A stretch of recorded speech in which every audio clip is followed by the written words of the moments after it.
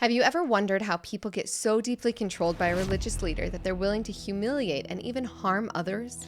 In this episode of How I Escaped My Cult, we're diving into the Word of Life Christian Church, a group that used public humiliation, forced confessions, and intense indoctrination to control its members. It's shocking to see how even a small congregation can wield so much power. No matter the size, these tactics can break people down and turn them against each other. We'll break down how this level of control happens and why good people end up doing terrible things, all in the name of faith. Let's get into it. Welcome back, everyone. My name is Sam. And I'm Melissa. I was raised in a family with 4 moms and 35 kids. We were members of the FLDS Church, which is a polygamous group run by their prophet Warren Jeffs, who is now serving a life sentence in prison. I was raised mainstream LDS in Utah. Sam and I have been married for 10 years, and we have 2 awesome kiddos. Yes, we do. We are back at it with another episode of How I Escaped My Cult. This whole series is just wow. It's so sad to see that just when we think we have an idea of how many cults there are out there and these closed off communities that are hurting people, another one pops up. So here we go with another one. Yeah, this one about the Word of Life Christian Church. This is another very small group compared to what we normally talk about with the FLDS, Kingston's, AUB, these large polygamous groups. This one is a very small group. And also, this one did not practice polygamy. So even though the other ones still were, or they were hurting children and ending up using it for sexual gain, that's not what this one in particular was talking about, which was somewhat of a relief after how many we review that are about that. Obviously, it has all of its own dark places, and the things that happened were horrific as well. But having it be such a small group is a little bit different than what we're used to seeing. It said that it got up to about 80 people, correct? So not very big, thankfully, right? But once again, yes, they weren't practicing polygamy, but the amount of control and the amount of intimidation that they would use to keep their people in line was just as intense as these other groups that we talk about. Yeah, and I think probably one of the big reasons why maybe it didn't end up getting to that point as it grew was because the original founder had passed away and his daughter took over as well. Yeah. Because as you see things progress with men, or if men take over for women, a lot of times it will go that dark direction, and this went a different dark direction. So it is interesting too to see the difference between a male cult leader and a female cult leader. Seeing those differences, I'm like, okay, I wonder if it would have stayed down that path or if it would have changed. Yeah, who knows? Because it seemed like for her, first of all, it was kind of interesting to see that one of these leaders, the top dog, if you will, was a female. Because in most cults, and of course we know there are some out there, but normally it is a male leader in at least all the ones we've been talking about. So this was just unique in and all by itself because of that one thing. But it became a lot about trying to prove that she's in charge, trying to prove that she has all of this power because she was afraid that people weren't taking her seriously enough. So it took that turn, which I do have to point out we do see in some of the men as well, like Warren Jeffs. He got to that place where he was afraid that people weren't going to respect him enough, and so he got more and more intense with his rules. Yeah. Before we get into more of her, just kind of a little bit of backstory. If you haven't seen this episode, or if you're like, I don't really want to watch that, I just want to hear a review on it. This specific church was started by a guy named Jerry Irwin, and he was a self-proclaimed prophet. Again, that word is very commonly used when people are starting these religious groups, because prophet meaning that they are the one and the only one who speaks with God. So that is what he had said. And this is all through the eyes and the lens of Crystal Leonard. And her father was kind of searching for a path as well and ended up following Jerry. And they, moved to be closer to him so that they could be more involved. And Jerry ends up buying this big school building, an old school building, where the membership gets up to about 80 members. And typically, and we see this in lots and lots of groups, pretty much every group, that as it grew to about 80 members, all of a sudden the money started to grow. They started being able to have more things. And he starts getting more and more control. Jerry Irwin does. And he starts controlling every aspect of the people's lives. He starts controlling not just the money, but just every decision that they make. There starts being later on there starts being like guards by the church doors. The outside world is really wicked. There needs to be more isolation. And so as Jerry's growing this church, he ends up, he has kids, and one of his daughters in particular, Tiffany, who they describe as someone who is like tried to be really righteous and trying to do all of the things to please her father, becomes really close to Crystal, and Crystal becomes really close with their family, and she feels like honored to get to be a part of and close to the prophet's family. Yes, and they actually invite Crystal to go over and live. Just a quick backstory before I get into this. Crystal has a really close relationship with her dad, because then after they go and join this group, he meets this other woman and gets married, so now she has a stepmom, but she had always had this close relationship with her dad, especially because they went through this really awful experience with her mom passing away. So anyway, just to point out, she has this great relationship with her dad, but even still, she accepts an invitation from the leader of this church to go and live with them at their house. And like you said, she felt very special to be invited. This is the prophet of God. I get to go live with him and be with his daughter, and they were similar age. So she's doing a lot with Tiffany, Jerry's daughter. And she even mentioned that they were given fancier things and better food and things like that, which is also very common within these closed-off groups like this, where the leaders are living like kings and queens while the rest are living like peasants that are just doing all of the hard work and giving money to the leaders. Yeah, so she talks about the fact that she had been living with them, and that even though there was a lot of control and isolation, overall, things seemed somewhat normal, at least as far as what she had been raised to understand. And the first thing that kind of raised a red flag to her was when she was 20 years old, and she was told by the prophet's wife, okay, you're going on a blind date tonight. And then when she gets back and is like, nah, it didn't really go anywhere. And she's like, no, it did. You are going to marry him. And Crystal talked about the fact she knew right from the beginning that this was like an assignment, that it wasn't really an option. She felt 100% like it was an assignment that she needed to fulfill, and that she was going to have to marry him. And 2 months later, she did. Yep. And then, of course, like it goes in these groups, when they assign marriages and things like that, they start having children right away.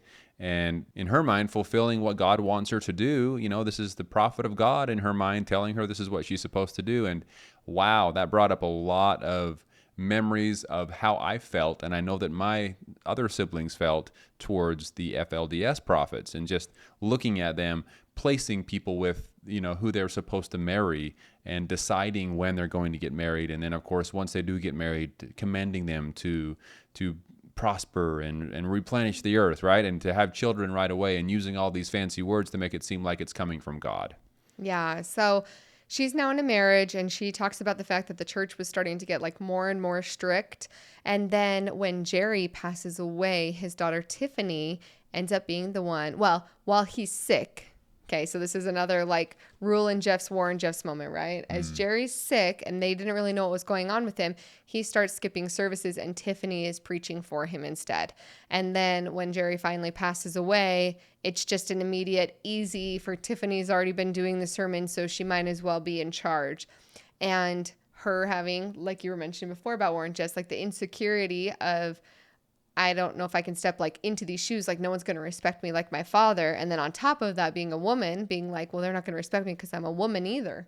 Yeah. And so she starts, and this, you see this a lot when people start losing their control or their status, then they try to go to extreme lengths to try to gain that control and gain that power back. Right. And really the biggest tool used in these situations is fear. If all she does is, puts one person in harm, or if she, forces someone away from their family, or forces someone to give up all of their things, or that kind of thing is used to create fear, so that when people around them see what she's capable of, they're afraid to step out of line. And keep in mind, she now has gone on and said that, well, my father told me that I was going to be the next one in line to communicate to God. I don't know, did she call herself a prophetess? Yeah, she did, because she said that she's now the new line to God. Yeah, so she is now a self-proclaimed I talk to God person, And so I lived through this in the FLDS church, where it just made sense. Warren Jeffs, just like Tiffany here, was talking for his father while he was sick and was saying all of these things, saying that I'm only telling you guys this because this is what God wants me to do. This is what my father is telling me to do. So kind of easing into it to the point where we started trusting him and really believing that he was talking for his father, talking for God. So when the time came that his father passed away, we all said, well, I mean, he's been talking to God long enough. Sounds good to me, right? And Yeah. it just seems like this is similar, that she eased into it, and then people just believed her when she said that she was now talking to God. Yeah. And then she began things like counseling sessions, which were basically public humiliation as a way to have people confess their sins or berate them in front of people publicly to say, this is what you did wrong. You need to admit that this is what you did wrong. And you need to basically to repent of it, and calling people out publicly in these counseling sessions. And that, again, just exerting control and also trying to prove to people that she knows what they did was something that, again, Warren Jeffs did as well. Like, okay, well, you need to confess. And Crystal talked about sometimes people were like, but I didn't do that. And she was like, no, I know you did. Yeah. So in order for someone to be believed that they are talking to God, they have to perform miracles, in quotation marks here, from time to time. If they're not ever performing any type of miracle, why should I believe that you're talking to God? You're just a normal person up there screaming at me on Sundays, right? Mm-hmm. So in order to get that, that feeling that, whoa, this person knows something here. If I do something, God sees it and God tells them, so I got to be careful. That is a tactic that it's always used. And that's something that these followers are looking for. I remember I was always looking for the next miracle. You have to continue feeding me something so that I can continue believing in you. And so, for example, in my experience, yes, we would get random phone calls from leaders of the church, of course, either Warren Jeffs himself or someone that was directed by Warren Jeffs, to call and say, hey, the prophet of God received revelation that you guys were doing some inappropriate things, and he wants to give you an opportunity to confess up, and it will be less of a severe punishment if you are obedient and you tell us the truth. But we know you did something wrong, so you better tell us whatever it was that you did wrong, or else. And so, of course, we're all digging in our minds and coming up with something. I mean, I was a teenager. Yeah, I talked to this girl once. I watched a movie when I wasn't supposed to, coming up with anything I can think of. And then, see, there you go. That's why God told the prophet that you were doing something wrong, because you were. So this was revelation, and it scared me. And I definitely believed in Warren Jeffs a lot more because of those types of things. Yeah. So as she's continuing to grasp for control, she's using these public humiliation tactics and trying to get people to confess. And she really is losing her power. And Crystal was saying that over the course of 2 years, families started leaving. And as families leave, money starts leaving.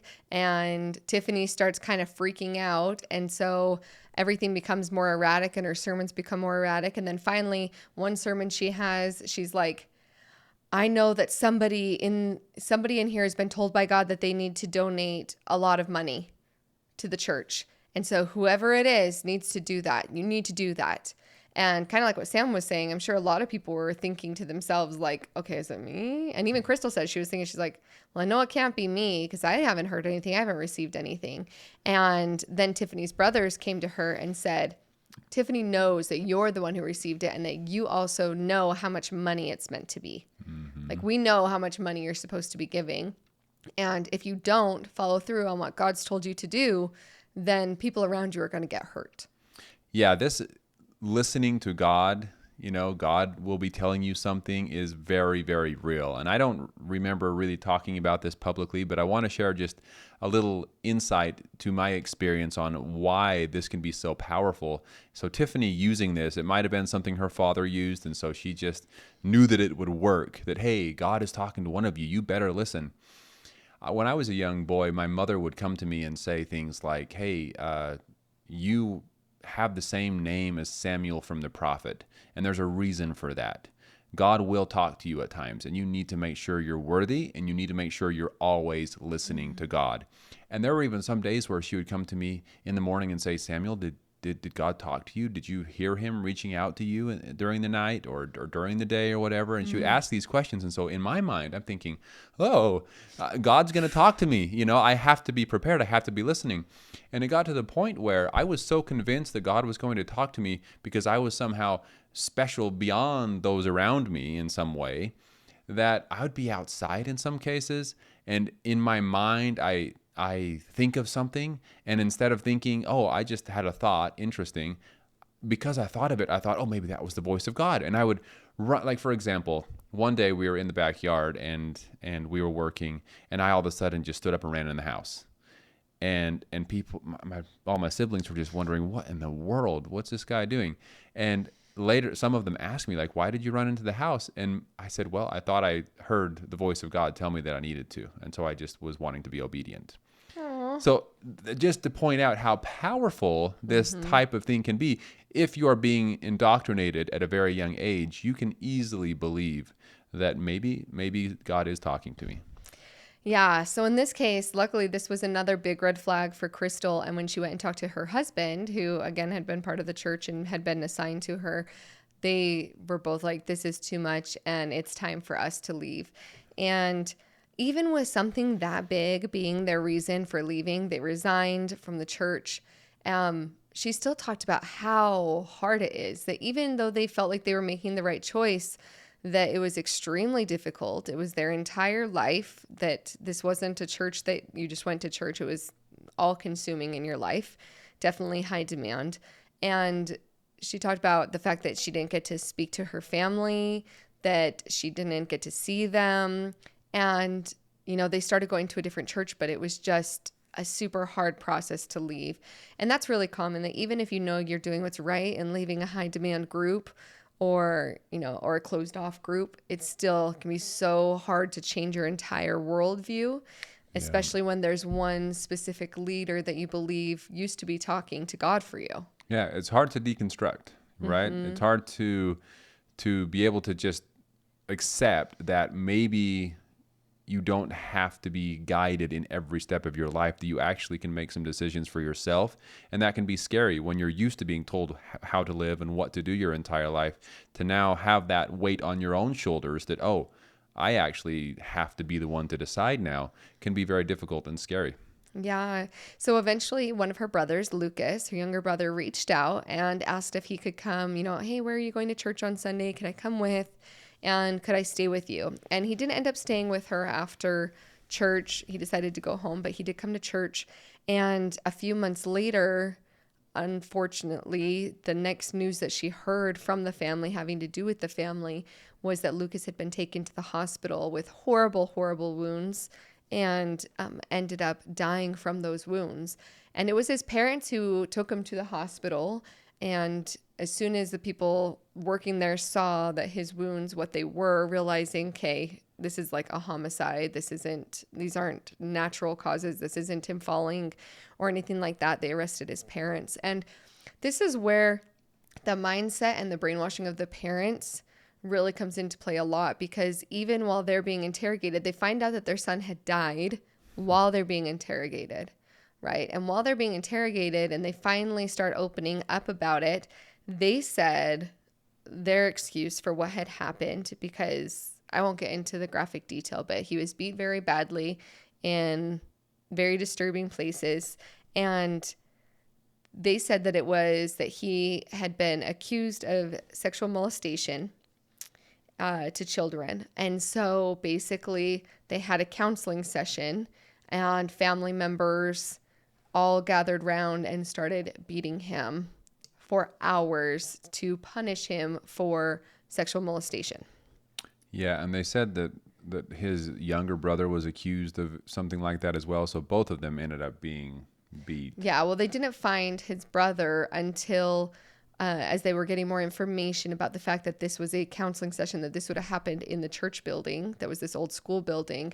A SWAT team went and stormed the school building and found his brother on the brink of death from his injuries with the same injuries there in the school building. So they have found that They had been beat for hours. When they realized, okay, how bad of shape they were in, they left them in another room of the church for probably like 12 hours. And then when they thought that Lucas was dying, they took him to the hospital, but his brother Christopher was left behind. So luckily SWAT found the brother and was able to rush him to the hospital, and they were able to get more answers later. But in the meantime, they're asking these parents, and the parents are saying it's over that.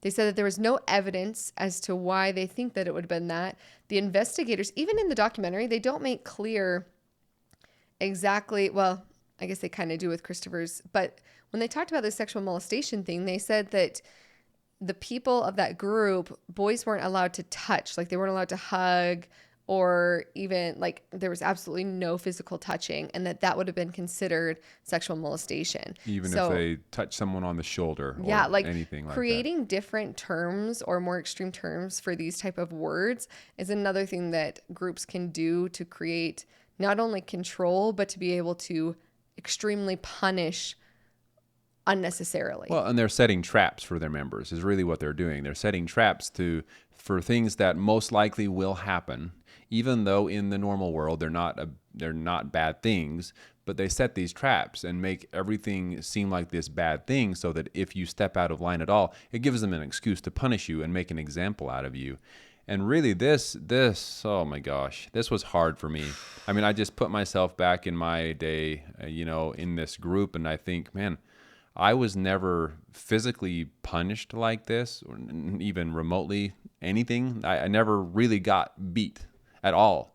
Thankfully, I had a good family.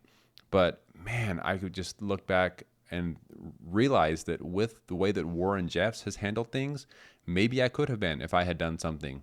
Or if I had stayed longer and ended up in a situation that he wanted me to be made an example out of or something. It's just terrifying to think that this kind of thing can actually happen.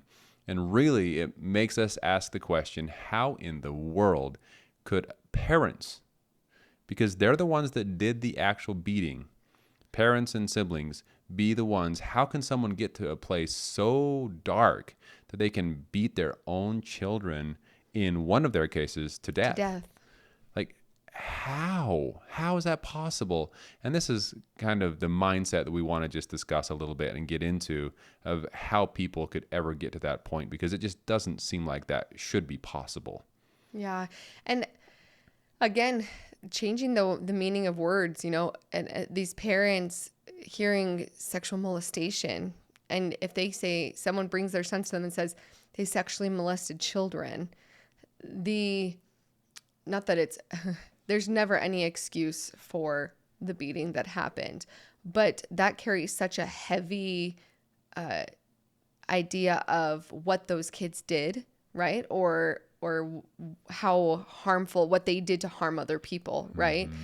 Without the explanation of maybe they hugged a girl, or maybe they wanted to go on a date with a girl, and there not being that difference between them. Like, it just, all of a sudden, if the person in charge is saying they need punishment and their sin is so grievous, and even in the court trial, they showed a little clip later that the dad was using a scripture verse to justify beating his son, right? So he's using the Bible as justification for beating his son. And basically the parents confessed and pled guilty to the fact they were beating, and they weren't trying to kill, but they were trying to beat out the evil that they thought was in their sons.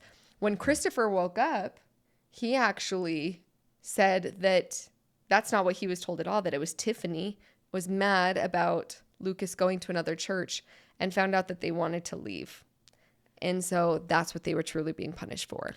So this, once again, goes back to the way that other cult leaders, and Warren Jeff specifically, since I know him personally, I'll just give some insight here, but I know that so many other people do this as well, but that they will make up something that sounds really awful, mm-hmm. and say, and accuse someone of that thing in order to get people on board with them when they want to punish someone. Yeah. So really, we know now that Tiffany simply was mad that he went with his sister that had left the church and went to a different church. That's what it was all about.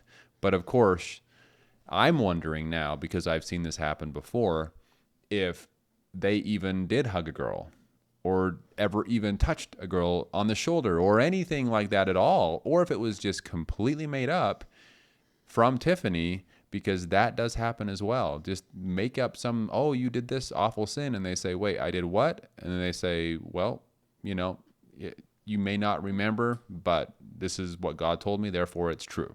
Well, and they even said that in addition to his parents, the parents of the children that he supposedly molested was also there to give beatings as well. So for all we know, and again, we're just trying to piece together the puzzle because they didn't make it extremely clear in the documentary, other than the fact that Christopher said it was just about leaving, that for all we know, Tiffany could have gone and told those people too that these boys molested your children. Well, that's going to enrage parents to the point where they probably are capable of beating up somebody that they think has harmed their children.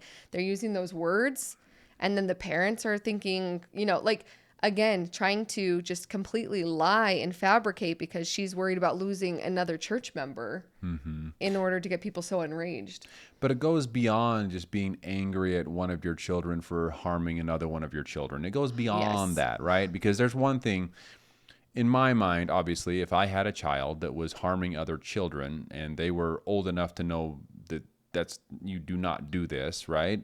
And they were doing these things that were bad, like they were saying, like they were trying to say these boys did, then you turn them over to the authorities or something. You don't go beat them to death, right? Yeah, 100%. Like that's there's no excuse. Yeah, that's something beyond comprehension.